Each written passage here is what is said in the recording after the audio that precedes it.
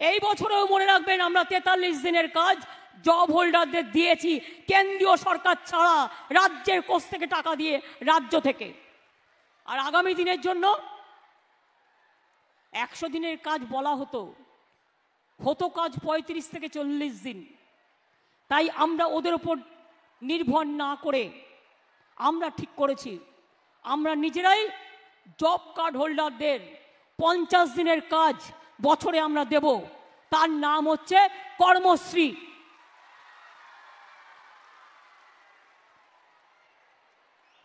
তরুণের স্বপ্নে 12 ক্লাসে যারা স্মার্ট কার্ড পেতেন, নেক্সট ইয়ার থেকে তারা 11 ক্লাস থেকে পাবেন। কারণ 12 ক্লাস থেকে পেলে তারা 11 ক্লাসটা কমপ্লিট করতে পারেন না। আমার মনে হয় 11 ক্লাস থেকে দেওয়াটা বেটার হবে।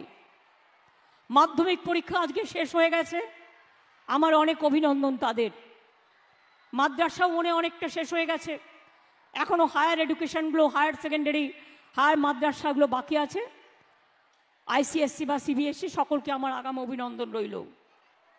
মনে রাখবেন, যদি আমার কোনো তাঁতি ভাই, আগে তারা কোনো সাহায্য পেত না, বা তাঁতি বোনেরা যদি দুর্ঘটনায় মারা যান, তাহলে সেই পরিবারকে 2 লক্ষ টাকা এককালীন দেওয়া হবে। মিড ডে মিলে যারা রান্না করে, আগে পেত মাত্র 1000 টাকা, আমরা 500 টাকা বাড়িয়েছিলাম, অর্থাৎ এখন পায় 1500 টাকা। আগামী মাস থেকে তাদের জন্য আরও 500 টাকা বাড়ানো হলো, তারা পাবেন 2000 টাকা করে। তারা খুবই গরিব লোক। পথশ্রী প্রকল্পে আরো 12,000 নতুন রাস্তা করা হচ্ছে। 4টে নতুন তাপবিদ্যুৎ কেন্দ্র তৈরি করা হচ্ছে, তাতে আগামী দিনে অনেক চাকরি বাকরি হবে।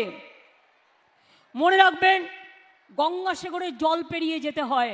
গঙ্গাসাগর সেতু আমরা অনেক দিন অপেক্ষা করেছি দিল্লির জন্য, আর করব না। গঙ্গাসাগর সেতু 3-4 বছরের মধ্যে আমরা বানিয়ে দেব, এবং মানুষ জলে নয় ব্রিজের ওপর দিয়ে গঙ্গাসাগর যাবেন, গঙ্গাসাগর তীর্থ যেতে যাবেন। আমরা দামোদর নদীর ওপর আর একটা শিল্প সেতু তৈরি করছি, যাতে কৃষি সেতুর পাশাপাশি শিল্প সেতুতে বিজনেসের জন্য, সবজি আলাদের জন্য, বিজনেসের স্বার্থে কৃষি ব্যবসায়ীদের জন্য, তাঁতিদের জন্য কাজে লাগে, সেই জন্য। এছাড়াও মনে রাখবেন, সরকারি কর্মচারীদের 4% দিয়ে দেওয়া হচ্ছে মে মাস থেকে। আবার কন্ট্রাকচুয়াল যারা গ্রুপ সি এবং গ্রুপ ডি আছেন, তাদের পারিশ্রমিক 3000 ও 3500 টাকা বাড়ানো হলো। সরকারি আওতায় থাকা আইটি কর্মীদের পারিশ্রমিক ক্যাটাগরি অনুযায়ী বাড়ানো হবে। Civic volunteer, village police, green পুলিশের ভাতা 1000 টাকা করে বাড়ানো হলো।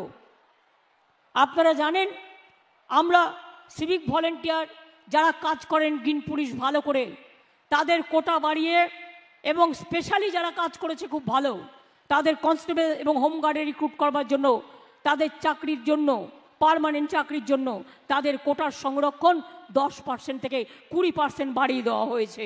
এবং তাদের স্পেশালি ট্রেন্ড করে তাদের ইন্টারভিউয়ের মধ্যে দিয়েই কাজে নেওয়া হবে, কিন্তু কিছু স্পেশাল অ্যারেঞ্জমেন্ট করে।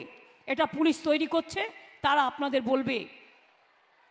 এই রকম মনে রাখবেন, অনেক কাজ করে দেওয়া হয়েছে।